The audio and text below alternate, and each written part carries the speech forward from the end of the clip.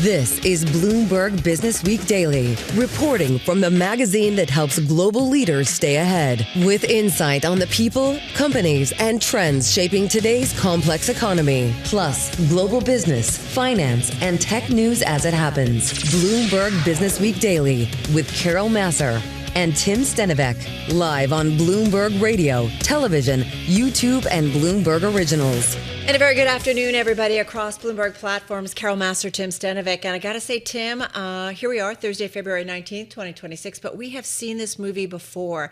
Heightened geopolitical risk playing out in the markets. Those worries sending stocks lower, definitely off their best levels of the session. And we've seen a move, an upward move, I should say, when it comes to oil specifically. And we've got gold also hovering near a key level. Yeah, that's the backdrop for this hour. As far as stocks look, the S&P 500 down about 0.4%. The NASDAQ composite down about the same. Normal Linda's going to have more in just a second on the markets. On the markets, the stocks that are actually moving today, one of those is Figma. We're going to be joined by Dylan Field, the co-founder, CEO, and president of the company. I guess investors are not as worried about those AI scare fears. Yeah, we want to go through their quarter, their outlook, and maybe how that calms investors down a little bit. All right, we're going to get into that. Speaking of AI, we've got an update on its role when it comes specifically to medicine, healthcare, telehealth. We're going to do that with the chief medical officer over at Boston Children's Health. It's somebody we have talked to a lot over the last year, so looking forward to catching up with her. And Wayfair shares down about 13% right now off of its latest report. We're going to speak to Kate Gulliver, the chief financial officer of the company, on what the consumer is or is not up to right now. All right, pulling up my most read on the Bloomberg terminal. And if I do so, I come across this story. It has to do with blue oil. Blue oil. Where'd that hat come from? You're thinking about oil, Iran tensions, Those the price of oil synapses, higher. I'm not quite sure how they really work. All right, we'll do a reboot during the break. We are going to talk blue owl, canary in the private credit coal mine. We kind of asked. This is something that's been on our radar, I feel like, for several months here, but we're going to get into the lowdown, what you need to know on this Thursday. I'm going to give it to you because I'm just doing so well today. Well, and I'm going to send things on over to Nora Melinda. She's in for Charlie Pellet. She's standing by in the Bloomberg Businessweek studio. Hey, Nora. Hey, Tim. We check markets for you all day long here at Bloomberg. U.S. stocks falling after heightened geopolitical risk weighed on sentiment. We see the S&P 500 lower by about 0.4%. That NASDAQ composite index down 0.4%. And the blue chip Dow Jones Industrial Average falling 0.6% lower. Taking a look at the volatility in the market, we do see the VIX index pushing toward 21, and the yield on the benchmark 10-year Treasury yield just below 4.1%, and that policy-sensitive 2-year Treasury yield at 3.5%. Oil jumping, we've been talking about it. The rising risk of an attack in the Middle East is impairing risk appetite near term. We've got West Texas Intermediate crude trading at about $66.54 per barrel.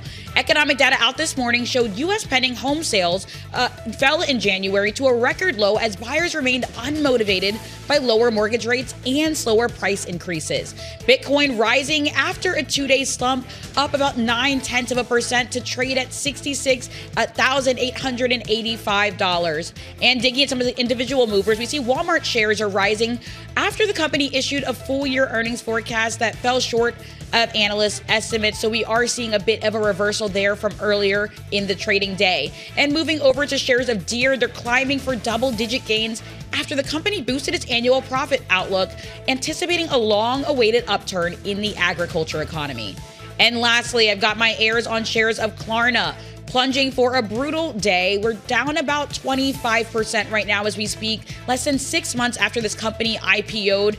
It's reported 2 consecutive quarters of losses and is struggling to convince investors to hold on for future profit. For on-demand news 24 hours a day, subscribe to Bloomberg News Now wherever you get your podcasts. I'm Nora Melinda, and that's a Bloomberg Business Flash. All right, got it. Nora, thank you so much. Carol Massar, Tim Stenovec, live here at Bloomberg headquarters in New York City. All right, we are watching shares of Figma. They're up nearly 8% at its intraday high today. They were up even higher last night in the aftermarket. This is after the company came out with its latest quarterly update. So the stock rallying after the design and product development platform. It's a creative software maker. They do a lot of interesting stuff. They gave an annual revenue outlook that topped estimates, so kind of eased some of the Wall Street anxiety that's been out there that the business is threatened by the emergence of rival artificial intelligence products. And if you're not familiar, I mean, they do some really interesting stuff. Yeah, they got a cloud-based design prototyping tool. It's largely used for creating UI and user experience for websites and mobile apps. The stock so far this year down about 34%, 8% of the float is shorted. Goldman, Morgan Stanley, Carroll, RBC, Stifel, JP Morgan, Wells Fargo, just a few though. They've lowered their price targets on the stock today. The stock down about 80% from its IPO. That was last July. Investors don't care though. We see the stock definitely rallying in today's session. All right, let's get to it. With more on the quarter, the outlook of the company, joining us from San Francisco is Dylan Field. He's co-founder, CEO, and president of Figma. Hey, Dylan, so good to have you here with Tim and myself. We do have to address, though, I mean, investors have been nervous about you guys. The stock's down about 80% from the post-IPO highs. And we've seen the software space in particular, investors kind of trying to figure out the AI impact on lots of different sectors, including yours. So grappling with the defensibility of Fig's moat against AI native players and competitors, or the potential for general AI efficiencies to kind of weigh on seats. So walk us through, should investors be worried? What impact is AI disruption really having on your company? Yeah, well, first of all, thank you for having me, and really appreciate the chance to be on the show with you. I think it's, I can offer always a point of view, but I can't tell investors what to think or not think.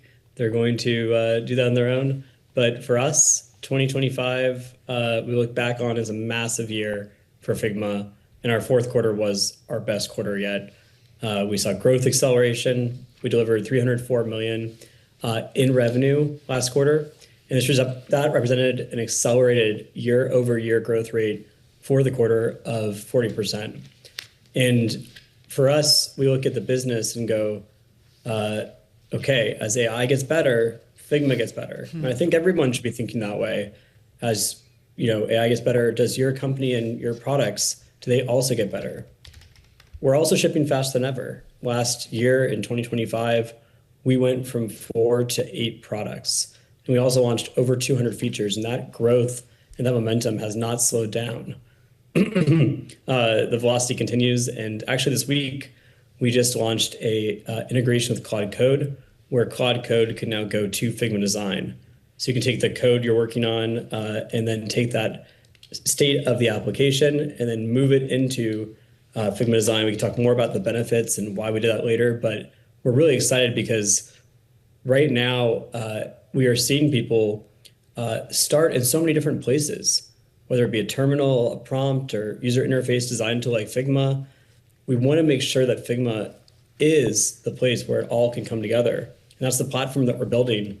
And if we can do that, I think that we are in a place where we can capture a massive opportunity. So we're very focused on building that platform to make that future possible.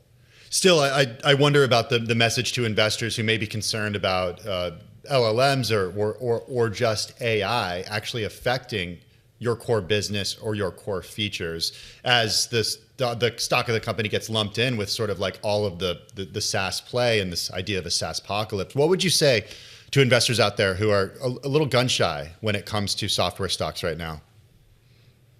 I think that the best thing to do is to actually understand companies from first principles.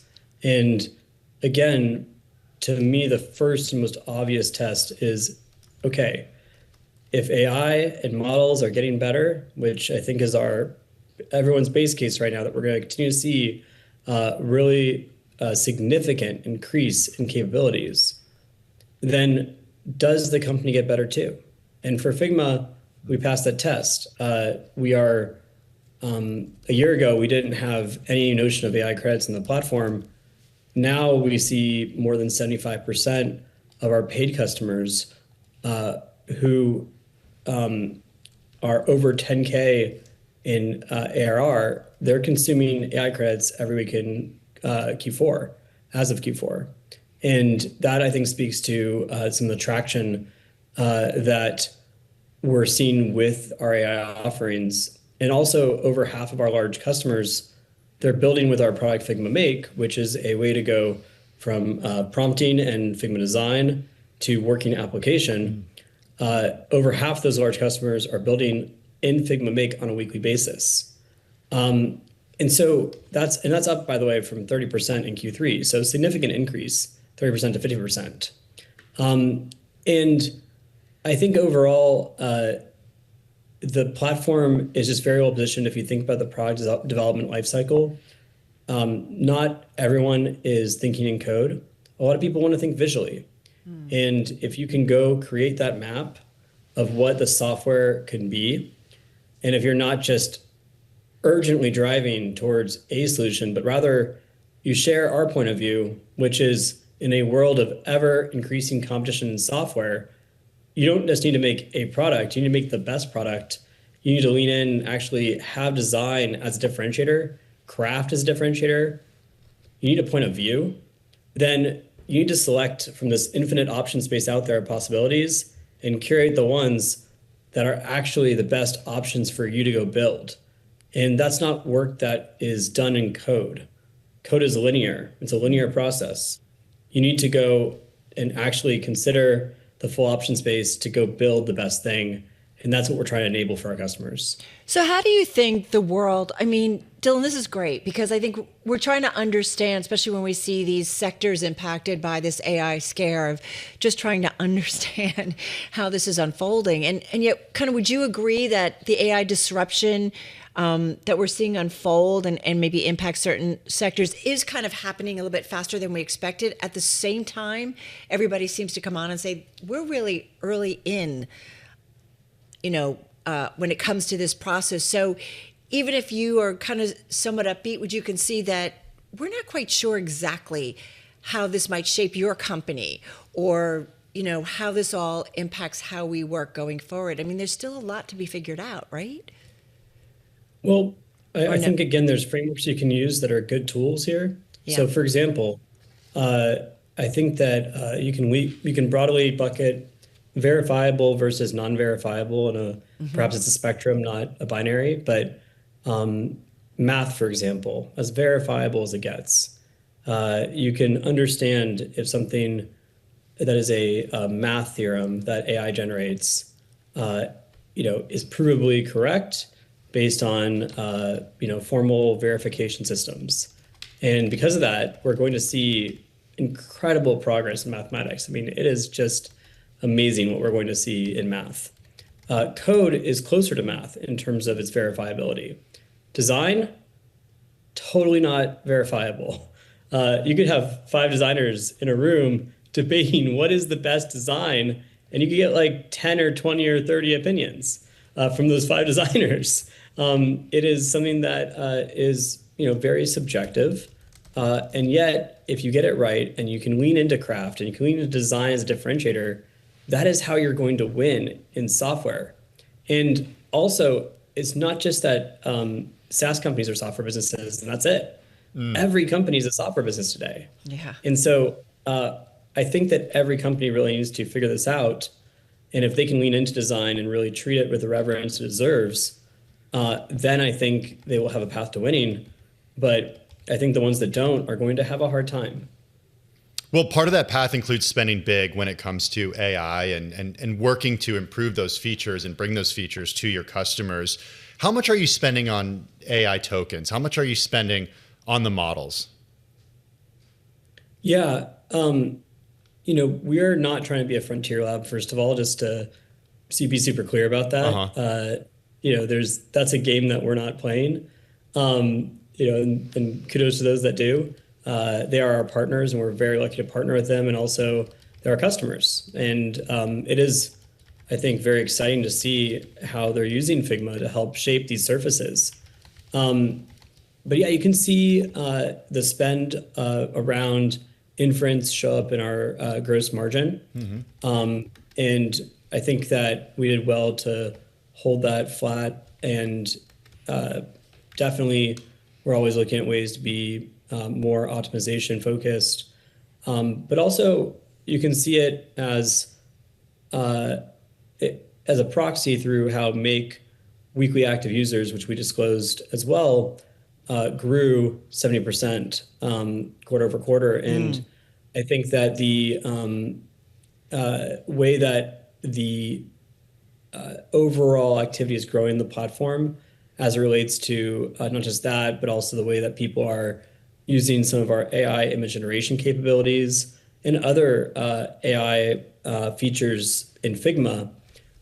Is really just a start. Like, we believe that Make in Figma Design, and Figma Design is our flagship design tool, whereas Make is about going from prompt to working app with Figma. We can try to bring those surfaces closer together, because so many of our users that are using Make on an active basis are also using Figma Design. It is the majority case by far. And so if we can bring those closer together and have them live as one experience, and help people really think divergently, explore option spaces, but also use their hands, get into it. You don't want to prompt and say, change it to 12 pixels spacing, and then it takes 2 minutes to go see if you're right or not. Like, you want to go have that direct manipulation flow state and actually see what it is that you want. I think there's things that are going to do in prompt and things that are going to do with direct manipulation with design tools like we've done for a while. A really interesting conversation, especially Dylan, against what we've been seeing playing out in the market as we've tried to figure out what AI is going to do to different industries. Love it. Thank you so much. Really appreciate it. Dylan Field, he is co-founder, CEO, and president of Figma. Figma shares, by the way, folks, they are still up more than 8% in today's session. Hey, let's get to one of our most read stories on the Bloomberg. It's another gut check, perhaps, in the world of private credit. Again, this one involving, yes, Blue Owl Capital. Shares tumbling after the decision to restrict withdrawals from one of its private credit funds raised fresh concerns over the risks bubbling under the surface of the $1.8 trillion market. We've got Bloomberg News leverage finance reporter Olivia Fishlow joining us from New York City. Restricting withdrawals from a private credit fund, never a good sign. Investors reacting.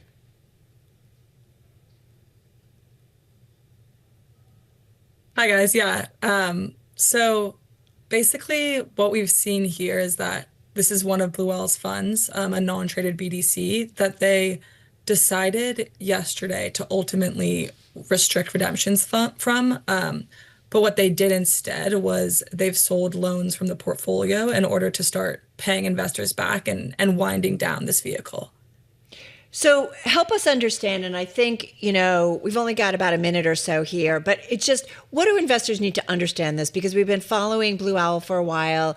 Go back to Jamie Dimon's comments when it comes to private credit and, never just one cockroach. And then Blue Owl Capital's co-CEO Mark Lipschultz came back and defended it. And I'm just, is everything okay? Or do we need to be, is this kind of, cause for concern here? And what should we be watching to see? Because Ares Management's down 5%, Apollo Management's down 6.5%, Blackstone is down 6%. Just got about 40 seconds here, Olivia. Definitely. Yeah, it's a fair question. And I think what investors need to be thinking about is these are retail vehicles, but they house illiquid private credit loans, right? And in this situation, Blue Owl was able to sell some pieces of these loans in order to make up liquidity and start to pay investors back. But as of now, they've sold around 34% of the portfolio. So they still have a ways to go of loans to sell to make investors whole. So I think the concern that investors are starting to see is, well, when I invest in these vehicles that promise the ability to receive cash back, will I actually be able to get that money back? Right. We talk about this, especially as there's been a push to open this up to more individual investors, 401ks. It's not as liquid as a lot of other investments. Olivia Fishlow, she's Bloomberg News leverage finance reporter. Really appreciate it. Coming up next, the CFO of Wayfair. It's 2:21 p.m. here on Wall Street. We check markets for you all day long here at Bloomberg. I'm Norma Linda. First, let's take a look at some breaking news just crossing the Bloomberg terminal. Johnson & Johnson is said to explore a $20 billion plus sale of its orthopedics unit. Keeping an eye on shares of Johnson & Johnson, we're seeing them higher by about 0.5%.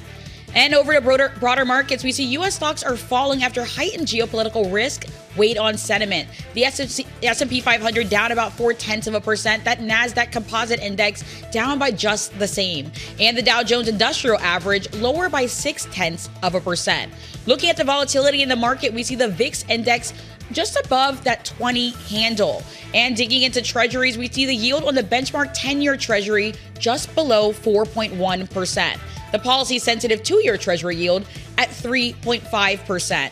And back to oil, we see the rising risk of an attack in the Middle East is impairing risk appetite near term. Looking at West Texas Intermediate crude currently trading at 66.45 a barrel. Economic data out this morning showed U.S. pending sales of existing homes fell in January to a record low as buyers remained unmotivated by lower mortgage rates and slower price increases. Separately, U.S. jobless claims fell by the most since November to 206,000, adding evidence of stabilization in the labor market. A quick look at Bitcoin, we do see it higher by about 1%, trading at $67,000 roughly. And digging into an individual mover, we see that shares of Booking are lower by about 8%. That's after the company reported better than expected first quarter gross bookings, indicating continued strength across the travel industry and announcing a 25-for-1 stock split. Separately, we do see that DoorDash is also in focus, up about 2.9%, the largest food delivery service in the United States, surpassing Wall Street's expectations in terms of outlooks for orders. For on-demand news 24 hours a day, subscribe to Bloomberg News Now wherever you get your podcasts. I'm Nora Melinda, and that's a Bloomberg Business Flash. All right, got it. Nora, thank you so much. Well, shares of Wayfair, we're keeping a watch on that one, dropping a lot, down about 16% at their lows on earnings, a 4-month low intraday as active customers during the fourth quarter came in slightly below street expectations. Now, the street weighing in on the results, William Blair saying that the 6.9% growth in net revenue likely fell short of buy-side expectations, but you had some peers, RH, Arhaus, and also Williams-Sonoma under some pressure in the trade. So investors looking at the group overall. Let's get a little bit more on the outlook. We want to head to Boston. We got Kate Gulliver back with us, CFO of Wayfair. Kate, good to have you on the program. Tell us a little bit about the quarter, because interestingly enough, Jefferies says this is attributable to colder weather to start the year. Anything about the guidance regarding is about colder weather? Yeah, well, maybe let's step back and sort of speak to the quarter we just reported, then I'm happy to shift to guidance. We feel really great about the quarter we just reported. I think it highlighted and capped off a year of incredible momentum for us. We opened up the year flat. We, exited the year at 7% revenue growth, 8%, managing for the exit of Germany. And we flowed through to improved EBITDA. EBITDA grew year over year about 60%, right? So we're seeing both ongoing market share gains and improved profitability. And that story continues with our guide into Q1. We feel really good about the guide, the mid-single digits revenue growth and improved adjusted EBITDA throughout the quarter. So, when we look at it, we feel that we produced pretty strong results. Yeah, you look at the quarter, adjusted EPS better than what the street was expecting. Adjusted EBITDA, as you said, coming in stronger. Net revenue up about 7% year over year. Gross margin coming in better than the street estimate. There were a lot to do. So maybe we talk a little bit about, I am curious, you guys have dealt with the call and so on and so forth. What are you hearing from the investment community that they're not just so comfortable with, Kate? Yeah, actually, as we talk to investors, I think, again, they're pleased with the momentum that we see here. Mm-hmm. Obviously, we're in a category that has been under pressure, right? So the category itself, we think was down low single digits in the fourth quarter. To your earlier question sort of around weather in the first quarter, we do think the category has been impacted in the first quarter of this year. Likely, down low single digits again, maybe slightly worse even than Q4. So there's certainly some complexity in the overall category here. What can we focus on? We can focus on what we can control. And our share gain continues to be a real source of strength. You see us outstripping the category by several points, right? And that's continued, Q3, Q4, and then again into the guide in Q1. And we should point out that investors have been really keen on your stock. Nearly doubling over the past year. Kate, let me just go to what you said. Maybe it is those concerns about some softer active customer trends kind of early on in the first quarter. Do you give us an idea of what you're seeing and any idea, or can you tell if that continues? It's a great question. So active customers is one of our reported KPIs. It's actually a lagging indicator. Okay. That metric is LTM active customers, so anyone who'd sort of placed an order within the last 12 months. And as orders grow, and you do see that order volume grew in Q3 and in the quarter we just reported, Q4, that sort of precedes active customer growth. The other thing I do just want to point out there is we did exit in January of last year German business, so that took a large chunk of customers, or not a large chunk, but a chunk of customers out of that number.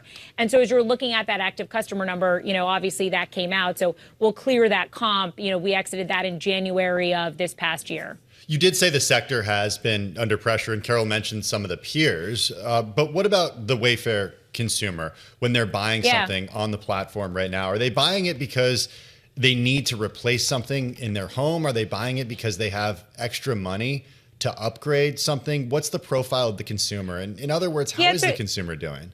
It's a great question. We're seeing a few trends. So you mentioned some of the sort of luxury peers. Obviously, we have high-end brands that do compete with those players like a Perigold or specialty retail brand.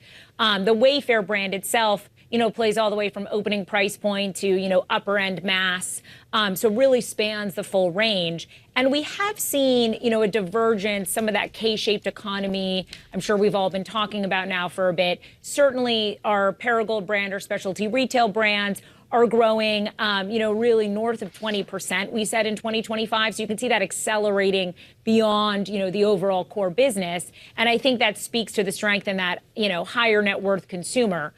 We also do see a bit of a divergence in the types of things that people are buying. When I talk about the category being down low single digits, that's a category overall. We actually think furniture or bigger ticket items are down more. That tends to actually be where we, are more focused and have a bigger part of the business. But, we also, of course, sell decorative accents, seasonal decor. That part of the business seems to have done a bit better from a category perspective overall. So those would be lower ticket items, that may feel more comfortable for folks to purchase right now. Well, and the other thing I want to ask you, and listen, Kate, we're obsessed with this, the buy now, pay later. And you can do that on Wayfair too. Are you seeing an uptick in that? Yeah, we have a number of options, for various financings and buy now, pay laters. We work with a wide range of partners. I do think it's an important offering for the consumer. So, to, sort of ensure good underwriting for folks and provide them with a lot of optionality. I would say our penetration there has been lower than other more traditional brick and mortar furniture retailers. So, as we grow, we're really trying to get to, sort of a more natural place there for the furniture industry overall. We're speaking with Kate Gulliver, CFO of Wayfair, joining us from Boston. Kate, one of the other things that we've talked with you about is the physical stores, and you have noticed some encouraging early performance from the physical stores when it comes to brand engagement and cross-channel lift. As you think about, or as you kind of move from proof of concept toward potential expansion, what specific performance thresholds are you kind of focusing on and would justify accelerating the physical store growth? Yeah, it's a great question. So we look at the economics of the store itself. So purchases that are directly attributable to the store and the economics of, operating that store. So as you think about the overall store four-wall P&L.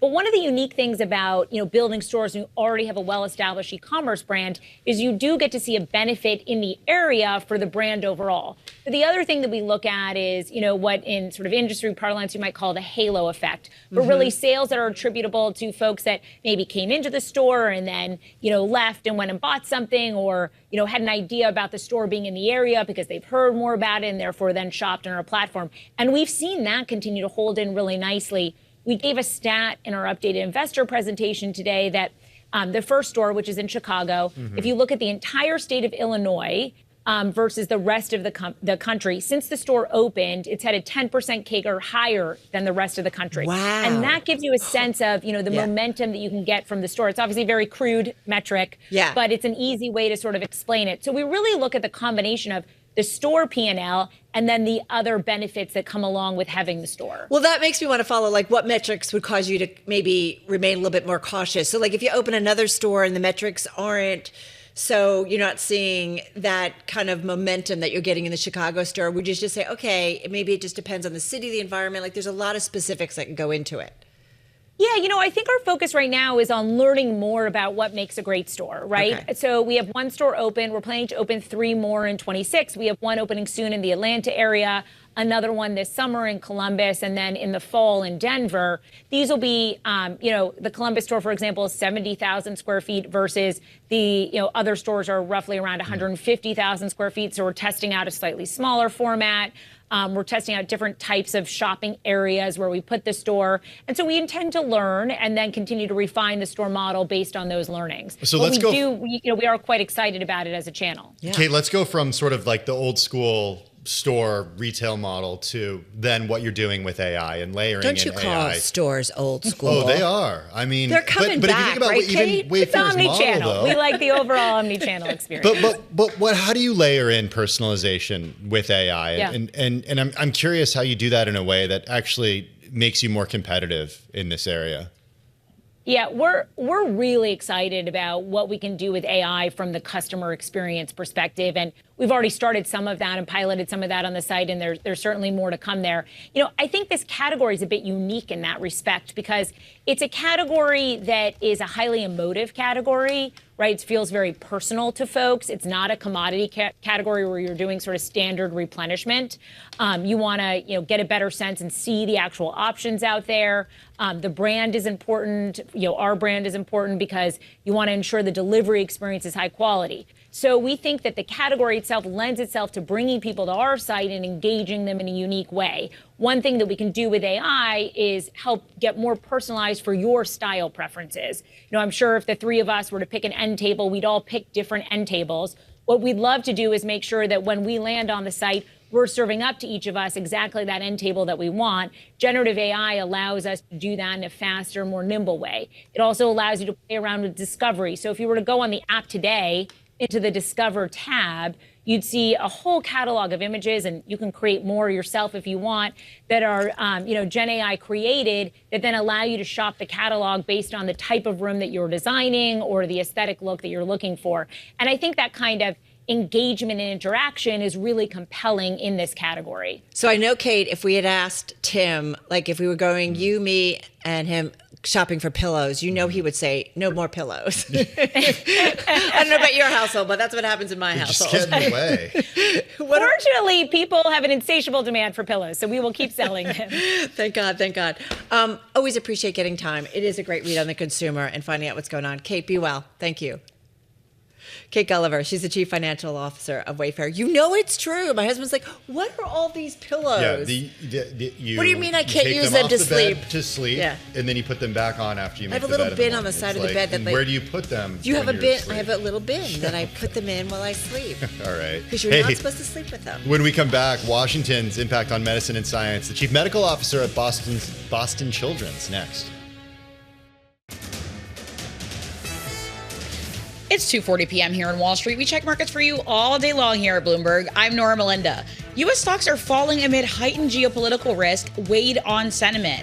And we do see the S&P 500 currently lower by about 0.6%. That NASDAQ Composite Index falling 0.7%.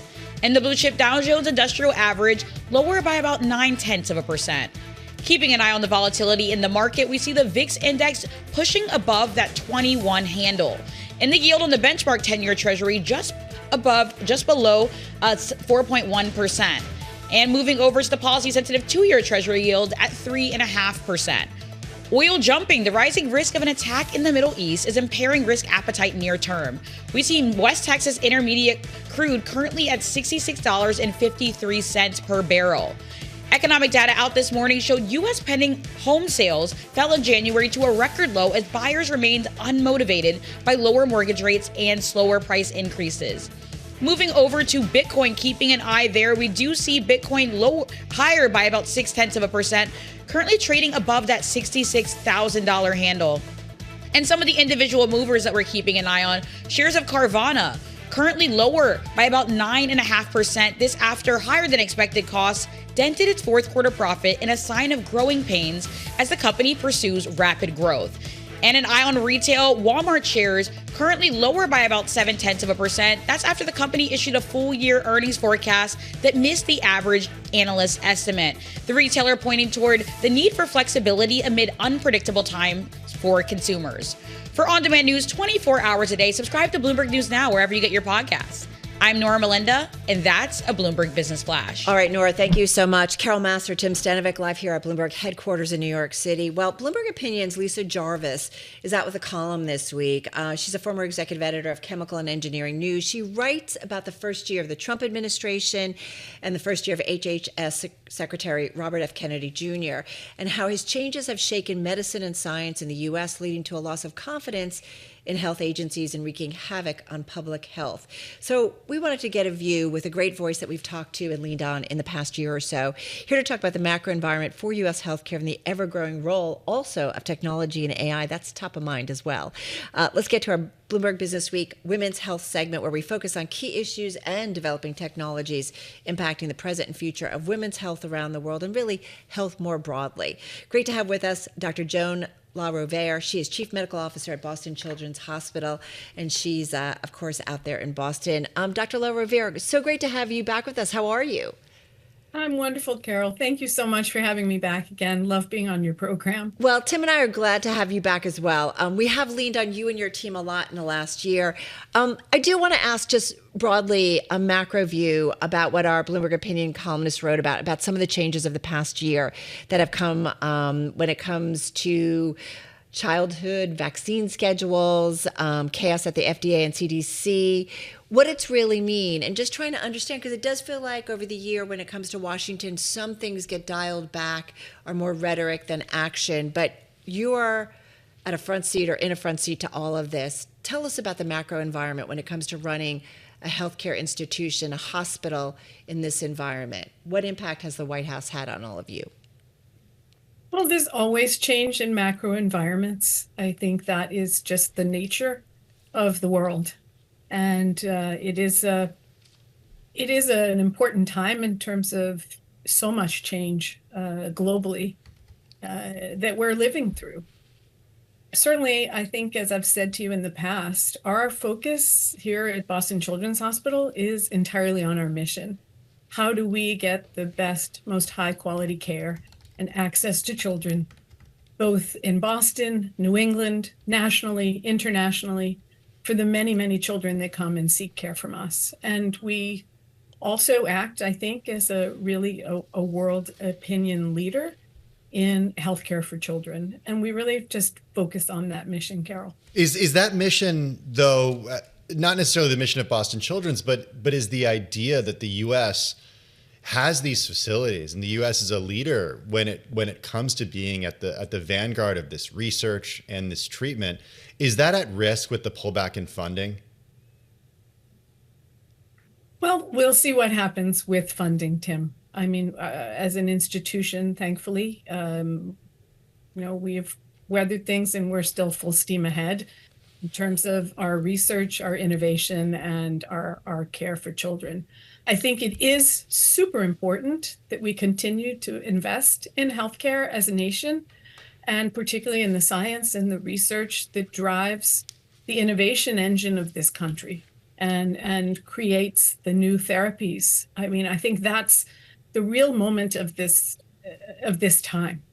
The science is opening up and unlocking the potential for new therapies, new cures. And I think the data and AI, as we've spoken to in the past, is opening up opportunities for us to understand disease in ways that we've never been able to before because of the scale and the ability to look at data in these new ways. And I have to say, Joan, I think Tim and I felt that and saw that firsthand when we were there and did a live remote broadcast, and to see all the kids. And I think, you think about a hospital environment and it can be difficult, stressful, and it was really warm and loving, and these kids and these families. It was pretty striking for all of us, and to talk to members of your team about what they are doing, and then the role of technology and the importance of R&D within a hospital framework and what it can lead to. So talk to us a little bit more about AI, because I think we spend so much time every day.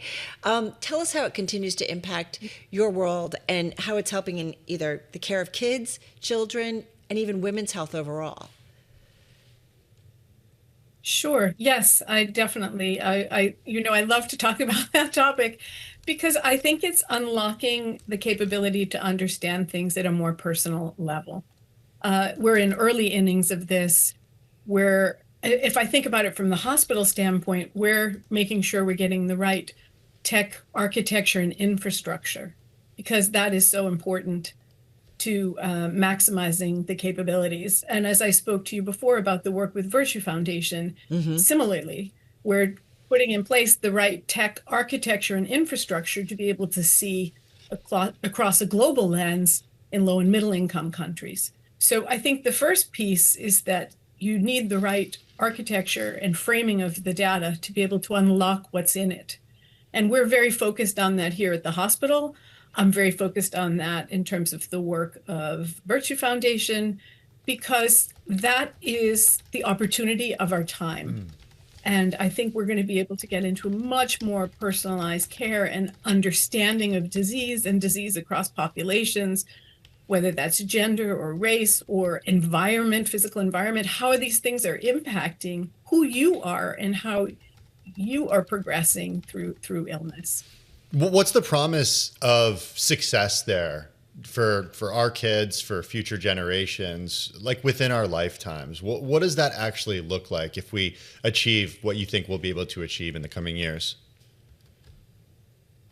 Well, I know this segment is focused on women's health and longevity, so I'll move to that sort of as an example. If you think about what happens in pregnancy to a mom and a woman, what are the signatures? If she has preeclampsia or risk of Alzheimer's and dementia, I think you had Dr. Fanny Elahi on the program talking about some of that. There is biomarker signatures starting from early on.